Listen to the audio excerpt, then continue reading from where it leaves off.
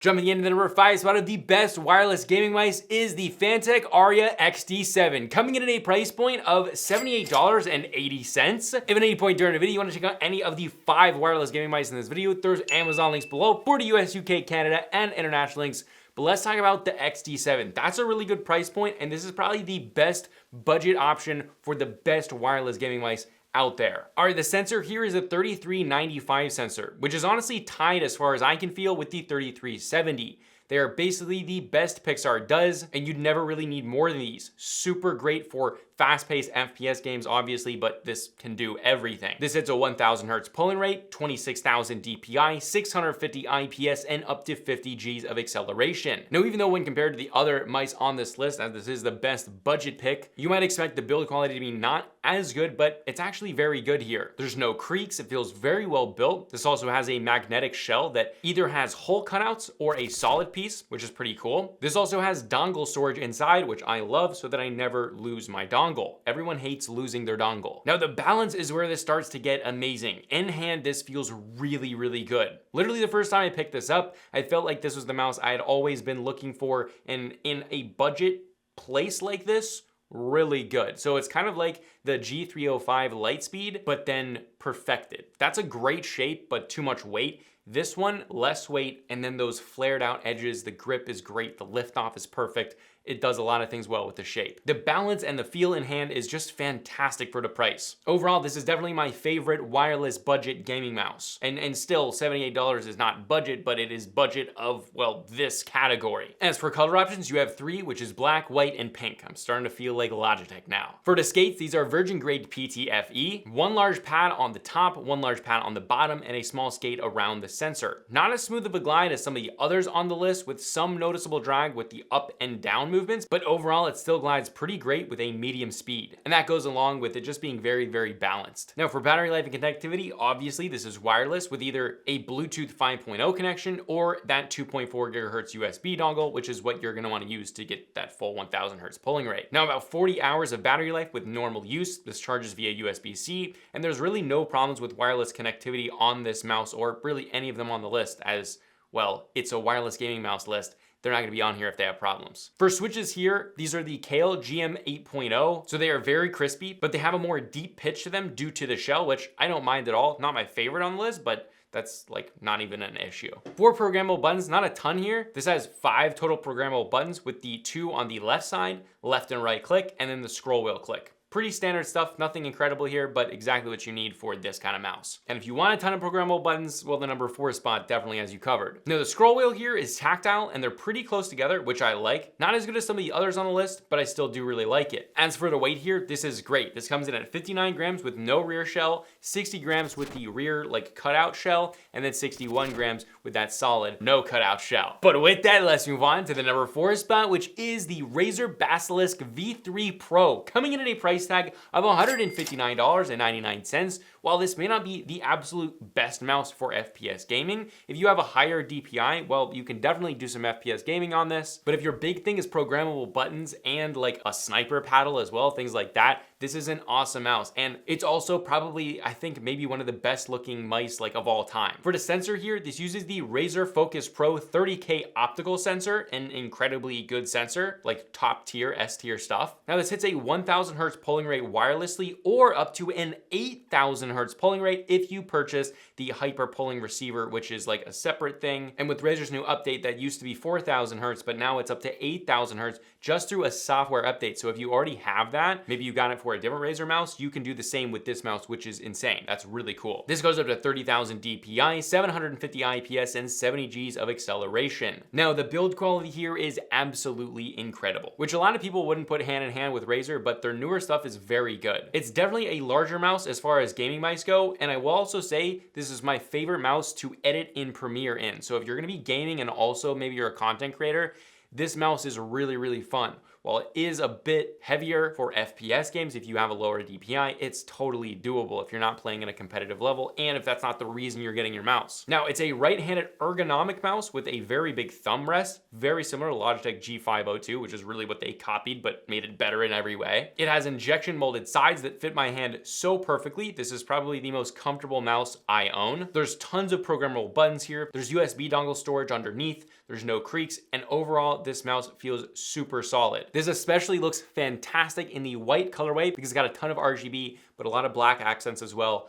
In the white colorway, it's absolutely insane. I also do want to say I dailied the wired variant of the V3 Basilisk when it came out. I dailied that for like over a year, beat the heck out of that mouse, and I think it developed one little creak, but no problems overall, and it never skipped a beat. So that's pretty impressive, and I did beat the heck out of it. As for color options, it either comes in black or white, but if you're gonna go white, get white because it's so sick. Feet here, 100% PTFE with 2 small skates on the top, 1 skate on the bottom, 1 around the sensor, and 1 underneath the thumb rest. It also has a very smooth glide, but it is on the slower, more control side due to its weight and just the larger surface area overall. But that glide is really, really good. So I've played FPS games on this. Like a lot of the industry will tell you you can't play FPS games unless you have a lightweight mouse, which is just ridiculous. But for playing FPS games, I do prefer a lighter mouse. But I mean, yeah, you can still play games on this. Like, let's not overdo it here. As for connectivity, this is obviously wireless with Razer's Hyperspeed wireless 2.4 gigahertz USB dongle and Bluetooth if you want. This charges with USB Type-C. And for battery life, with the RGB on, you get around 40 hours of battery life with that standard 1000 hertz pulling rate, or about 90 hours with RGB off, which is very good for RGB on. Like, that's pretty good. Obviously, with the hyper polling receiver, if you do choose to buy that, that's gonna be significantly less, probably around 20 hours. As for switches, these are Razer's Gen 3 optical switches, very similar to the Gen 2 optical switches in terms of feel, which I really do enjoy. Very satisfying clicks with that deeper sound that the Gen 2s had, and they have a really comfortable weight to them. Overall, really do like these switches. Now, as for programmable buttons, this one is gonna be the best on the list. It has a ton. There are 3 on the left side of the mouse, 2 behind the scroll wheel. There are then a left and right clicks, as well as a programmable scroll wheel that can be clicked left and right and in the center, as well as the normal up and down scroll. The profile button beneath the mouse can be programmed as well, though it's really irrelevant since it's not super accessible. This mouse is great for sniping with that side sniper paddle to change the DPI super low while holding the paddle, and it's overall very, very versatile and ultra customizable, which is one thing I love for games more like Insurgency Sandstorm and like Hell Let Loose. Both games I absolutely love, and I actually prefer using the Basilisk on those games because I want my programmable buttons more than I want a lighter weight mouse because they're just a little bit of a slower game, but while still being an FPS game. So you do want to consider the mice that you want to use, because I will say I enjoy using the Basilisk on those games far more than like a G Pro X Superlight, like way more. Now the scroll wheel here feels great. It's tactile with the ability to switch between a tactile and freewheel. Also, like I mentioned before, you can program the left and the right clicks. So you can actually click it over to the left and right, which is far better than the G502's implementation of those left and right clicks, which were a huge throw and just overall very mushy. These are very good and quite usable. Now for weight, this comes in at 111 grams, which is heavy, but it's not too crazy for the size and the build of this mouse. And again, this is all about personal preference, and it's still lighter than the G502, but yeah, it does weigh 111 grams. Now for RGB, this is absolutely awesome. I think this is probably the best RGB on the list and one of the best RGB looking mouses like of all time. It's super customizable, it's really bright, it's got it all around the bottom. You've seen the B-roll, it looks great. But with that, let's move on to the number 3 spot, which is the Logitech G Pro X Superlight 2, coming in at a price tag of $159. This uses the Logitech Hero 2 sensor, having a 2000 hertz pulling rate, up to 32,000 DPI, 500 IPS, and 40 Gs of acceleration. Now, build quality here is very solid and pretty much identical to the last generation G Pro X Superlight. Not 2, but the 1. Very plain and basic, but it works well. The shape and design is pretty much the exact as the Gen 1. So again, it maintains that ambidextrous design, and it makes this a great mouse for like all grip styles. It's very easy to recommend because it's hard to get this mouse and not love it. It's one of those mouse where it's definitely a different shape, even though it looks like a normal shape, but when you get it in hand, it just works for pretty much everyone. That's why a lot of pros use this mouse. As for color options, it either comes in black, white, or magenta, which obviously we got the magenta. Now, the reason this is in the number 3 spot, because you might be looking at all those and being like, well, why isn't it not in the number 1 spot or the number 2 spot? And the reason is the skates. The skates are 100% PTFE with one large skate on the top, one around the sensor, and one along the bottom, and an optional circular skate over that dongle storage. Now, you might be thinking this looks exactly identical to the previous version, but it is not. Where the previous version on the bottom of the mouse curved around, this one curves around and then goes straight up. Now, I believe because of this design, the straight design, maybe also the edging of the actual skates themselves, this causes drag. And when using the Superlight 2 versus the Superlight Gen 1 together, it's like, why did you go backwards? The skates are far less smooth than the previous generation. This is the only thing where I would go, it's super worth it to buy this mouse, but if you're picky, you might want to put aftermarket skates on this thing, which is totally doable and totally fine, but it is kind of a weird thing with the Superlight 2. Now, as for battery life and connectivity, obviously this is wireless with a 2.4 gigahertz USB dongle and charges via USB-C now instead of micro USB, which is a massive pro. Battery life is around 90-95 hours, which again is improved from the previous gen, which was about 70 hours. For switches though, these are the best switches on the list. They are so amazing. These are Lightforce hybrid switches. Logitech did an amazing job with these new hybrid switches. They are the crispiest switches I have ever felt, and not even like they're, oh, kind of a little bit. No, these are way, way more crispy than everything. Optical Gen 3s by Razer, way crispier. Basically everything that BenQ does, even though I love BenQ's switches, yeah, this is better. That's why it would be worth it to get new skates, because I would buy this mouse just for the switches. They are that good. They're extremely tactile without being heavy. The way they did this is while it is an optical switch, it has a mechanical component, so it's kind of like a mechanical hybrid optical switch. Very, very good. Super impressed. This is now a benchmark for the industry. As for programmable buttons, there are 5, 2 being on the left. Then you have the left and right click, as well as the center click for the scroll wheel. Pretty basic. We all know it. Now, another place that they actually went backwards from the Gen 1 is the scroll wheel. The scroll wheel on the Gen 1 was actually pretty good. I liked it. It had nice bumps. It had nice tactility. This one is a lot more mushy and just not as tactile. I have no idea why they changed this. I kind of feel like maybe my Superlight 2 is like, maybe it was just like a lemon, because I can't understand why they would have done that. Just super, super strange, but I don't think it is. Just the scroll wheel is not as good. It's not that great of a scroll wheel overall, but it's usable. As for the weight here, this comes in at 60 grams, which is 3 grams lighter than Gen 1, but overall you can't really feel that too much. But with that, let's move on to the number 2 spot, which is one of my favorite mouses of all time. This is the BenQ Zowie EC2-CW, coming in at $119.99 for the small, medium, and large sizes. The sensor here is the Pixar 3370 sensor. This is a renowned sensor. This hits a 1000 hertz pulling rate up to 20,000 DPI, but there's no software to actually change the DPI, so you are locked to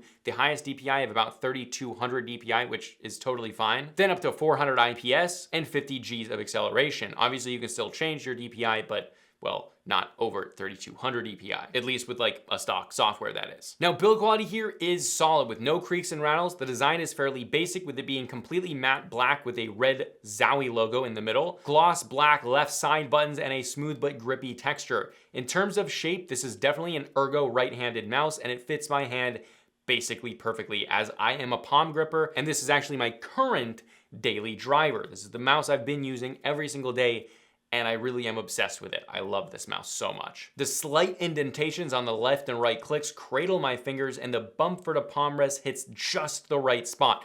Obviously, this is gonna come down to personal preference, but I think because they have the different sizes, this is gonna be a really, really good mouse for a lot of people, especially if you're a palm gripper. This is gonna be huge. As for color options, you only get black, and that's okay. We're doing professional grade stuff here. We don't need colors. As for the skates, these are PTFE skates. 2 skates on the top, 1 skate around the sensor, and 1 large skate around the bottom. This is a very smooth glide, similar to the number 1 spot, but with a little bit more friction, making this a bit more controlled. I love this mouse. For doing doing FPS games, for being super accurate, this is a great mouse. Probably my favorite, well, clearly my favorite, because that's what I'm daily driving right now. Now for battery life and connectivity, this is wireless, obviously, with a 2.4 gigahertz USB dongle. And this also comes with a wireless charger that doubles as a receiver for less interruptions and interference with that wireless connection rather than a 2.4 gigahertz USB dongle. But it's a really nice addition when considering that this mouse is actually less expensive than the G Pro X Superlight 2, and you get that nice place to just, well, you're finished with your mouse, just put it right up there and it's charging and you never run out of battery.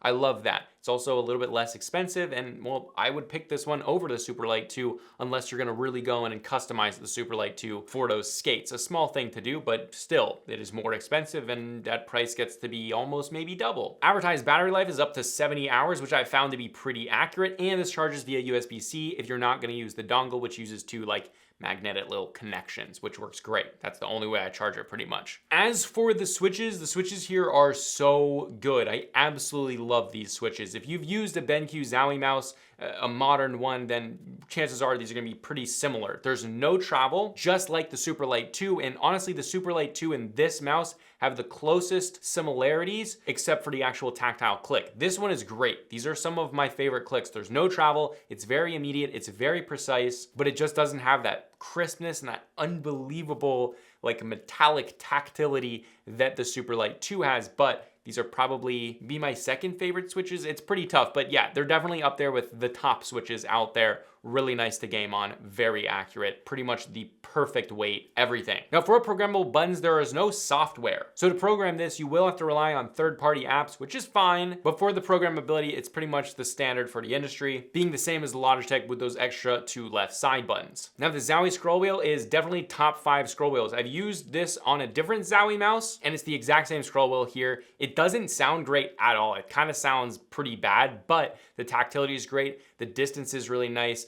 and the feel of the actual like rubber on is really good. Very accurate for FPS games to really switch between like whatever you're switching between accurately. Really do like it. Top 5 scroll wheels of all time. Now the weight here comes in at 77 grams, which is a little bit heavier, but it's balanced really well. It's also definitely still lightweight, and because it is a little bit larger, obviously depending on the size, but for your hand size, it is going to be a larger mouse.